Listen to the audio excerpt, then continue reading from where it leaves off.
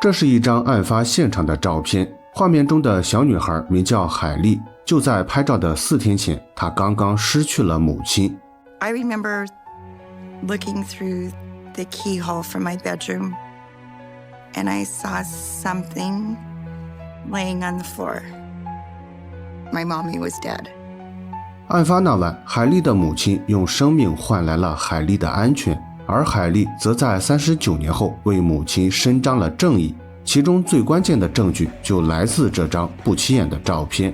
那么照片中到底隐藏了哪些线索？海莉又是如何一步步揭开母亲遇害的真相？接下来让我们走进这起案件。大家好，我是大熊。今天分享的案例发生在美国犹他州普莱斯市。该市位于犹他州中部，坐落在科罗拉多高原地带。在上个世纪50年代，这里曾是一个典型的保守小城，社区关系紧密，宗教氛围浓厚，人们普遍遵循传统的家庭观念和道德标准，对未婚先孕或者单亲家庭包容性相对较低。而我们的主人公洛雷塔就生活在这座城市。洛雷塔出生于1946年，成长在普莱斯市一个传统的美国家庭。在那个思想保守的年代，尤其是在普莱斯这样的小城市，大多数女孩的人生路径早已确定，生儿育女，相夫教子，几乎没有人能够逃离这条既定的道路。但洛雷塔并不认同这样的安排，她渴望通过学习改变命运，想要走出这座小城，到更广阔的世界寻找自己的未来。然而，命运的走向并没有按照她的预想发展。1965年，年仅18岁的洛雷塔意外怀孕，这在当年几乎等同于社会性死亡。舆论的压力如潮水般袭来，学校将她劝退，教会对她冷眼相待，甚至连孩子的父亲也选择了悄然离开，毫无责任可言。尽管如此，洛雷塔依然坚信不能让羞耻和流言左右自己的人生。她在1年后顶着巨大的压力生下了女儿海莉，独自承担起了抚养孩子的责任，背负着世俗的偏见，也守护着自己唯一的希望。She was an unwed mother, and that just wasn't acceptable then. She wanted to raise her little girl. She was a very caring mother, very loving. 正是因为受尽了打击和非议，洛雷塔对待母亲这一角色格外重视。她靠努力工作为女儿海莉提供了稳定的生活，母女2人相依为命，彼此建立了深厚的情感。然而，命运的波折并未就此停止。某天晚上，洛雷塔在家遭受了暴力袭击，她没有反抗，也没有挣扎，用自己的生命换取了海莉的安全。1970年7月31日早上6点30分，年仅4岁的海莉从卧室醒来，发现母亲洛雷塔倒在了客厅的沙发旁边。她的上衣被拉至胸口，裤子落在膝盖位置，全身遍布刀伤和血迹，已经没有生命迹象。海莉见状，急忙跑出家门向邻居求助，邻居随即拨打了报警电话。接到报警后，警方很快抵达现场。经检查，洛雷塔死于利器刺伤，死亡时间大约在数小时之前。她的伤势非常严重，颈部有2处割伤，前胸和后背还有17处刺伤。从这些伤口的大小和形状判断，凶器应该是一把刀刃较窄的折叠刀。除了遍布全身的伤口，洛雷塔还遭到了暴力侵犯，且体内留有凶手的体液。虽然这类证据在现代刑侦中至关重要，但由于当年的技术有限，无法进行 DNA 比对，所以体液只能作为洛雷塔遭到侵犯的佐证，无法用于识别凶手身份。值得一提的是，尽管洛雷塔遭到了残酷对待，但她为了保护海莉，从未进行反抗，甚至都没有发出声响。也正因如此，凶手在行凶时没有受到任何伤害，现场的血迹全都来自洛雷塔，所以血液也无法成为有效的证据。I don't believe my mom screamed or cried that night. If I had heard my mom scream in the next room, I probably would have came out of the room to see what was going on. So I believe my mom was my hero that night. 然而，警方也并非一无所获。在对现场检查后，他们找到了一本洛雷塔的日记本，里面记录了许多有价值的信息，这为后续的调查提供了很大帮助。此外，现场的门窗完好，没有强行闯入的迹象。屋内也没有丢失贵重物品，这表明凶手的作案动机主要是性侵犯，而且大概率是熟人作案。经过进一步调查，警方很快发现了相关证据。首先，洛雷塔遇害的前1个小时，本地发生了一起与本案有关的绑架未遂事件，也就是凶手原本想要通过绑架发泄欲望，失败后才转而前往了洛雷塔家犯下了罪行。这起绑架未遂事件的当事人名叫洛里，是一位住在洛雷塔家附近的小女孩。据她所说，实施绑架的男子留着背头和八字胡，头戴一顶印有花朵图案的黄色帽子，身高大约在1.78米左右。事发时，男子正坐在路边吃汉堡，而洛里则在家附近的草地上和哥哥一起玩耍。不久后，洛里的哥哥临时离开了一会儿，紧接着男子便一把捂住了洛里的嘴巴，企图将他拖到无人的地方。幸运的是，洛里设法挣脱了束缚，并开始大声呼救。男子见状很快落荒而逃，最终消失在了通往洛丽塔家的方向。 They saw the suspect running. He ran south. Well, south 3 blocks later is Loretta Jones's house. 其次，洛丽塔的女儿海莉在案发期间听到了凶手说话的声音，她认为这个声音非常熟悉，听上去像是母亲的朋友汤姆。警方通过翻阅洛雷塔的日记，很快确定了海莉所说的汤姆名叫汤姆·艾格利，他是洛雷塔的前男友，两人在案发前不久刚刚结束了一段短暂的恋情。更为重要的是，洛里也通过照片认出了汤姆，确认他就是那晚企图实施绑架的男子。至此，两个孩子的证词构成了有力证据。接下来，警方立即对汤姆展开了审问。汤姆表示，他与洛雷塔确实有过一段恋情，但自从分手后，两人便断绝了来往。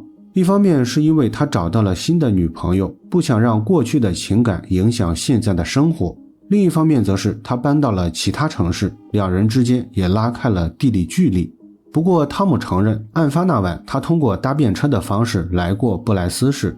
据他所说，晚上7点左右，司机将他放在了布莱斯市的一家快餐店附近。他先去买了一个汉堡，坐在路边吃完后，又步行前往了一家名为高速公路约会的酒吧。他在酒吧停留了数个小时，最终在凌晨1点左右搭车返回了自己所在的城市。汤姆声称，这次短暂的行程只是为了娱乐消遣，自始至终他从未去过洛雷塔的住所，也与绑架洛里没有任何关系。警方显然不会相信汤姆的说法，因为洛里早已通过照片确认了他是实施绑架的男子，而且汤姆自己也承认曾在路边吃过汉堡，这也与洛里描述的情况完全一致。经过进一步调查，警方果然发现了更多问题。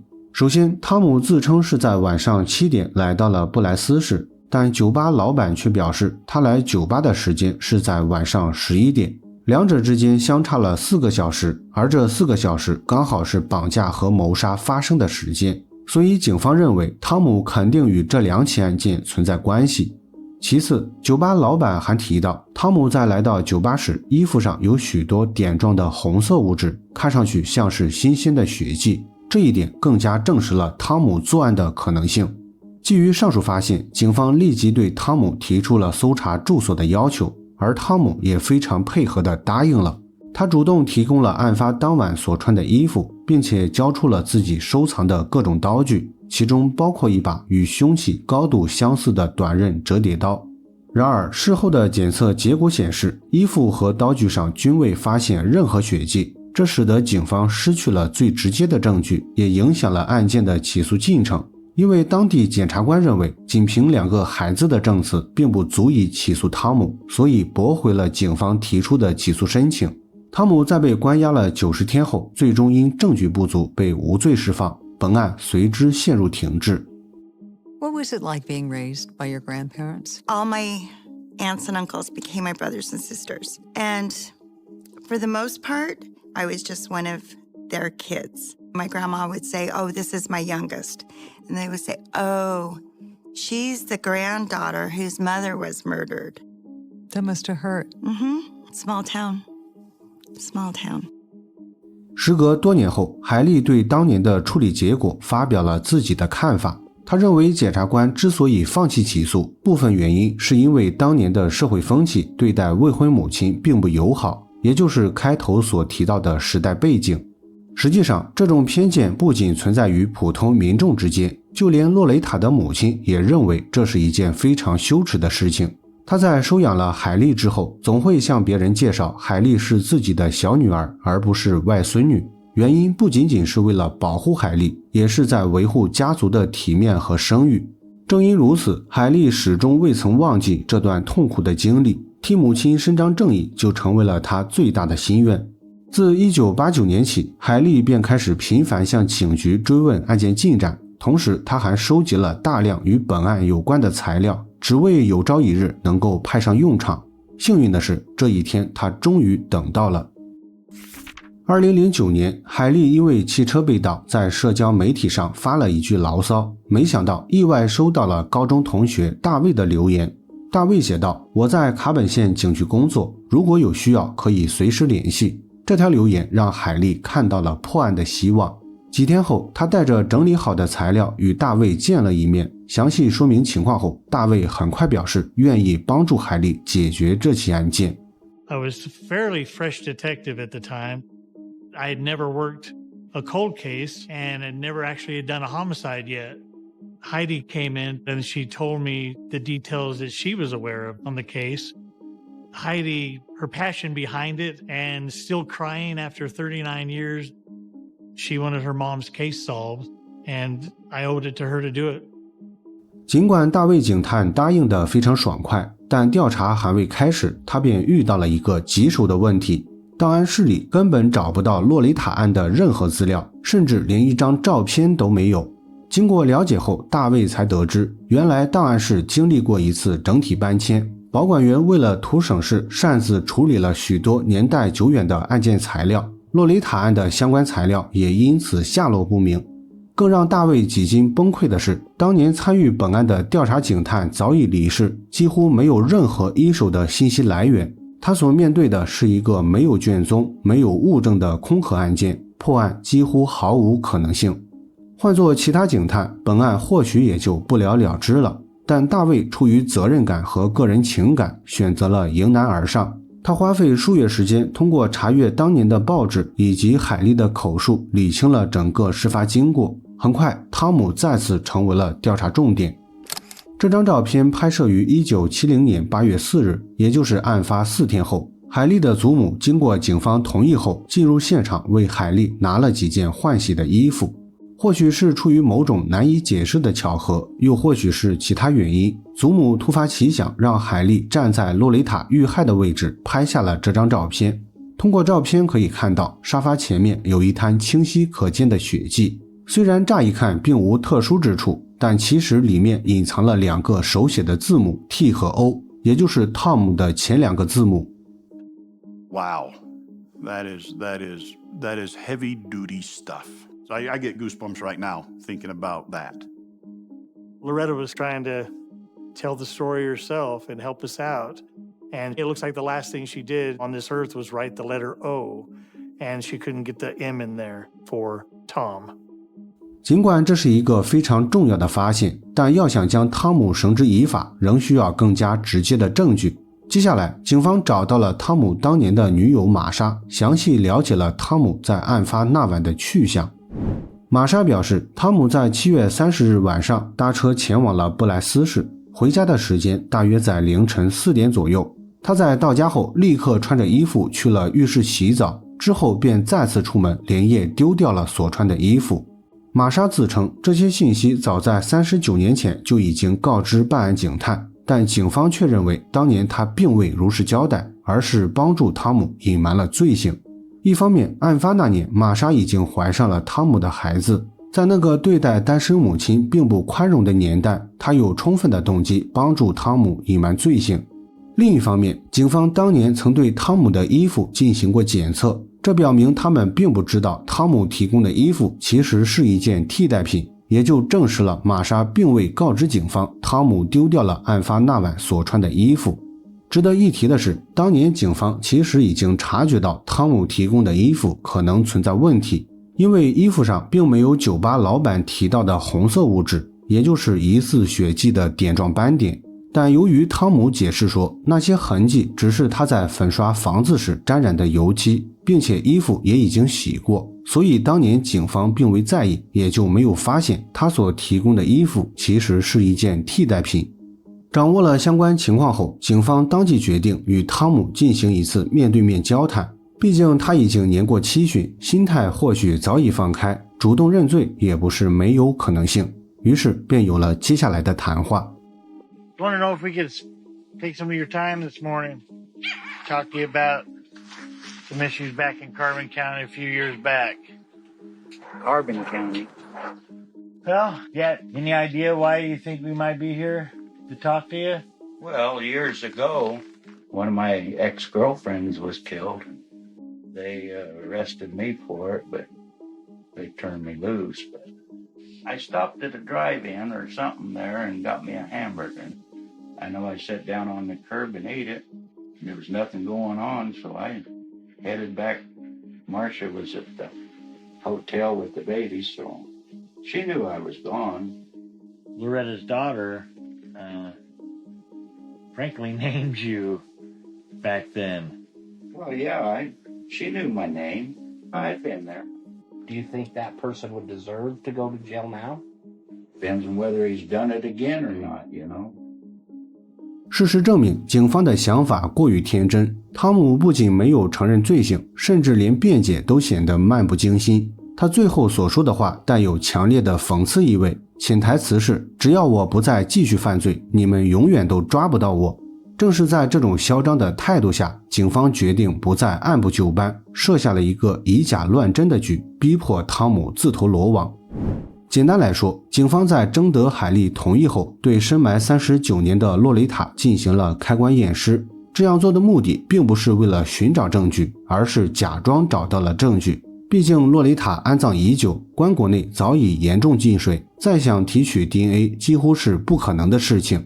不过这并不重要，重要的是要让汤姆相信警方找到了证据。于是警方说服汤姆的邻居丽莎成为了线人。一方面，汤姆与丽莎的父亲关系密切，对丽莎也比较信任。另一方面，丽莎的丈夫是一名警察，方便以内部人士的身份向汤姆传递警方发现证据的信息。